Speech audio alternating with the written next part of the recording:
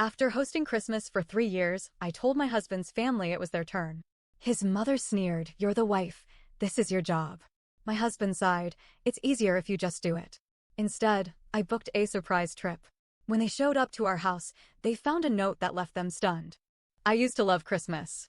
The lights, the music, the food, everything about it felt magical. But that was before I married into my husband's family. Before I got stuck hosting Christmas every single year. For 3 years in a row, I cooked, cleaned, decorated, and played the perfect host while his family treated my house like a free holiday venue.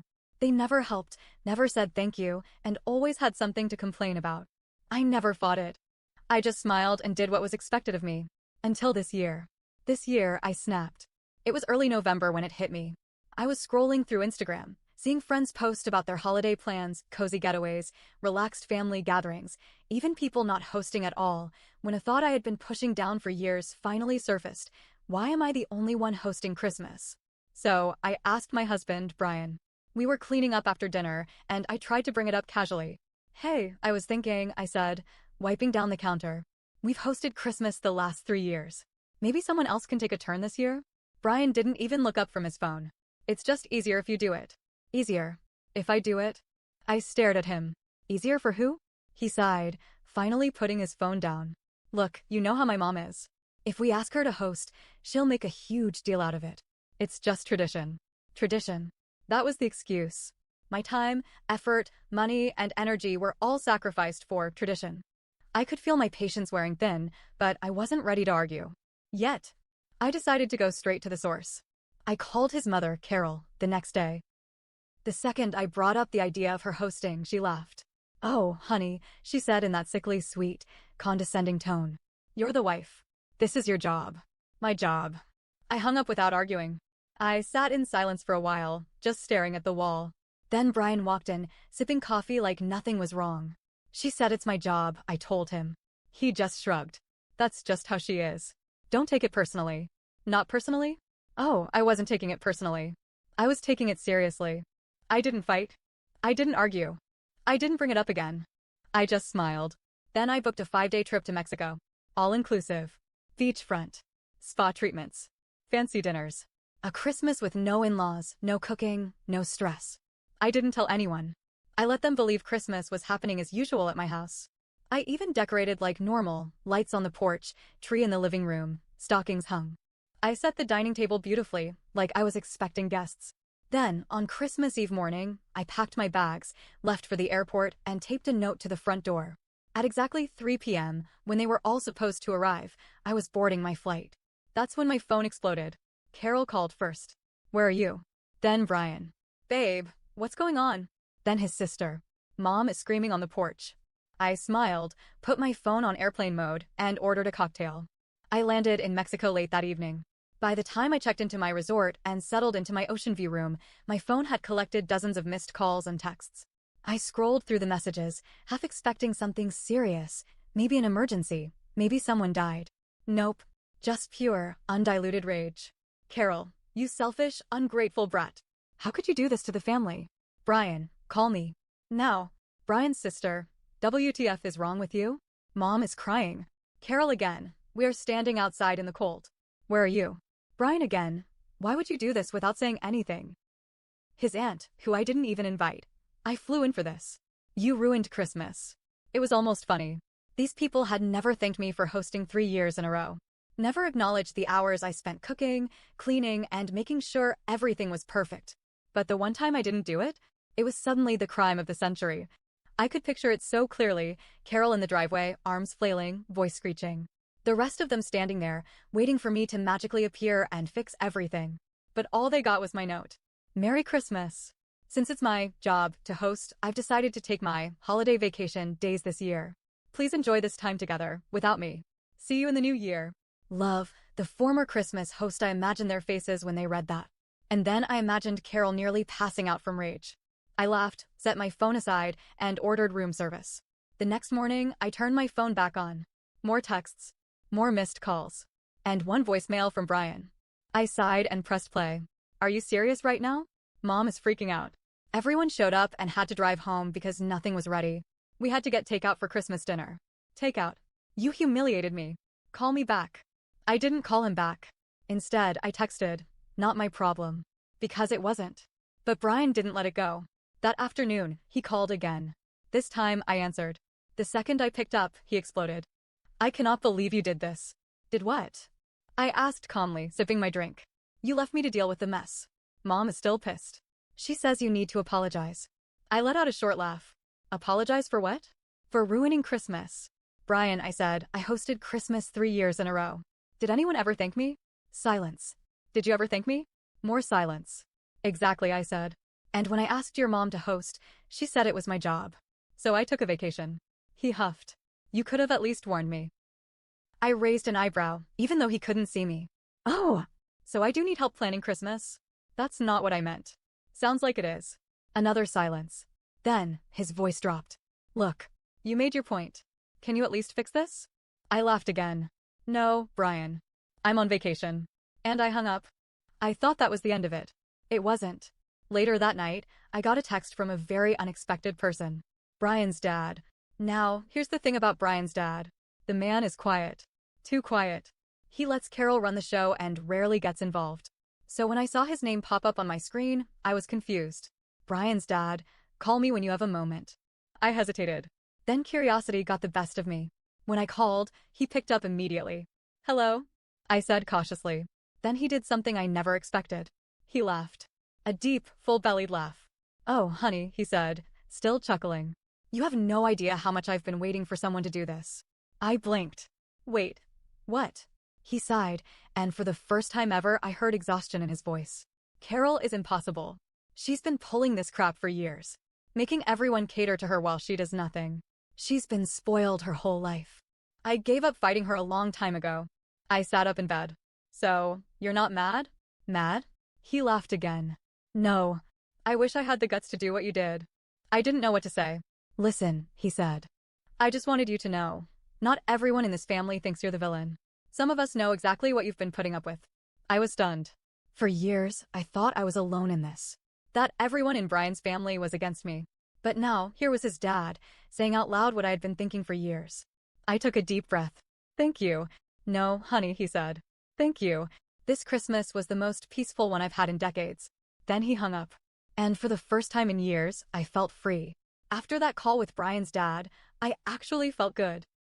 For the first time in years, someone in that family understood what I had been dealing with.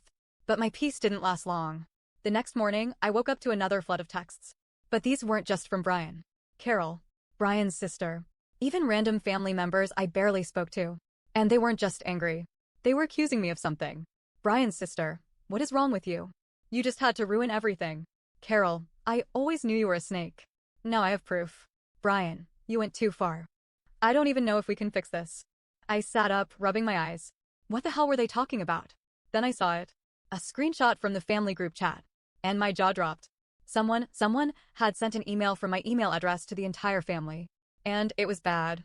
It read, "Subject, the truth about Carol. Since Carol thinks it's my job to cater to her, I think it's only fair that everyone knows the truth.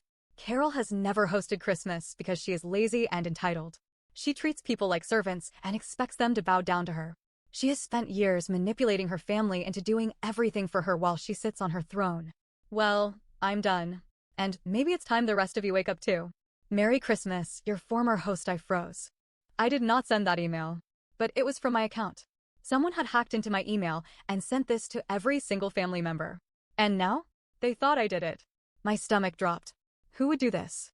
Then, suddenly, it clicked. Brian. He had access to my laptop. He knew my passwords. He was the only one who could have done this. And the worst part? He wanted to make me the villain. I sat there, staring at the screen, feeling my anger rise like a tidal wave. Brian had spent years watching his mother treat me like crap. He knew exactly how unfair it was. He knew I was right. But instead of standing up for me, instead of accepting that I had every right to leave, he chose to punish me for it. By turning his family against me. And that was war. I sat there, staring at my phone, my hands shaking with rage. Brian had done this. I knew it in my gut. I replayed every conversation, every moment leading up to this. The way he dismissed me when I asked for a break. The way he shrugged when his mom told me hosting was my job. The way he told me I went too far after I left. And now he had framed me. I took a deep breath, trying to steady myself, but my heart was pounding. I needed to hear him say it. So I called him. It rang once. Twice. Then he answered. Before he could say anything, I went straight for the kill. You hacked my email. Silence. Then, what are you talking about? You know damn well what I'm talking about, Brian. My voice was calm, but my hands were clenched into fists. Someone sent a fake email from my account, and it wasn't me. Who else had access to my laptop? Who else knew my passwords? More silence. Then, a deep sigh.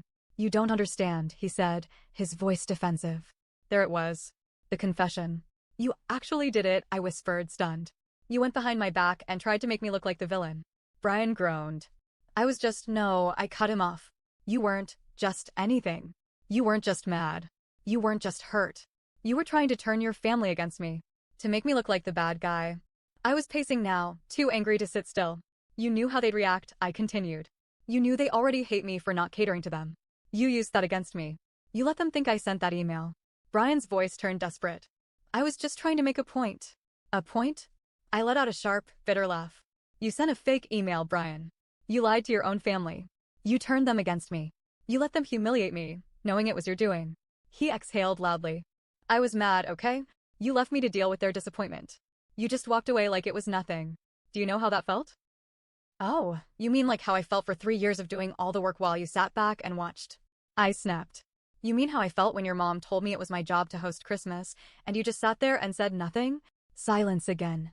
I swallowed hard, my throat tight with anger, and something close to heartbreak. You could have just admitted you were wrong. You could have stood up to your mother. But instead, you tried to punish me. Brian let out another sigh. I didn't think it would blow up like this. I almost laughed at how pathetic that sounded. You didn't think I'd find out? I asked, voice sharp. Or you didn't think I'd do something about it? I hung up. But I wasn't done. I immediately screenshotted the fake email and forwarded it to the entire family group chat with a message attached. Nice try, Brian. For anyone wondering, I didn't write this. Brian did. Since he wants to expose truths, here's one. I hosted Christmas for 3 years without a single thank you. This year, I asked for a break and Carol told me it was my job. So I took a vacation. That's all. If you want to be mad at someone, be mad at the person who lied to you. Not me. Then I turned off my phone. And waited. I didn't have to wait long. Less than 5 minutes later, my phone exploded again. Carol, you're lying. Brian would never do that. Brian's sister, OMG. What the actual hell? Brian, why would you do this? Then, the best message of all. Brian's dad. Guess the truth finally came out. I grinned. And then my phone rang. Carol. I almost declined it. But then I thought, why not? I picked up. What the hell is wrong with you? She screeched. You are trying to tear this family apart. First you abandoned Christmas, then you spread lies about my son. They're not lies, I said, cutting her off. He admitted it. She faltered. No, he wouldn't. He did. I let the silence stretch. And then, in a calm, steady voice, I said, you want the real reason you're mad? It's not because I left for Christmas. It's because I stopped being your servant. And that terrifies you. I could hear her breathing heavily on the other end. I'm done, Carol, I said. Find someone else to boss around. Then I hung up. And blocked her number. Brian texted me over and over for the next 2 days. I ignored him. He tried guilt. Then anger. Then begging. Babe, let's just talk. You embarrassed me in front of my family. You didn't have to block my mom. Come home. Let's fix this. No, Brian. You don't get to fix something you destroyed. By the time I got back from my vacation, I had already made up my mind. I walked into our house, looked around at the space I had spent years making into a home. A home where I was never truly respected. Then, calmly, I grabbed a suitcase and started packing. Brian walked in, eyes wide. What are you doing? I zipped up my suitcase. Leaving. His face paled. Wait, no. Let's talk. Let's fix this, I turned to face him. You had 3 years to fix this, Brian. You had 3 years to stand up for me. You had 3 years to say, thank you. And instead, you framed me for something I didn't do. He swallowed hard. I was just mad. And I'm mad too, I said. But I didn't destroy my own marriage over it. His face crumbled. So that's it? I picked up my bag. That's it. And I walked out. I filed for divorce. Brian's family still hates me, but I don't care. The only person who ever reached out was Brian's dad. All he said was, I hope you find happiness. And you know what? I did. The next Christmas, I was in Bali, sipping a cocktail. Completely free.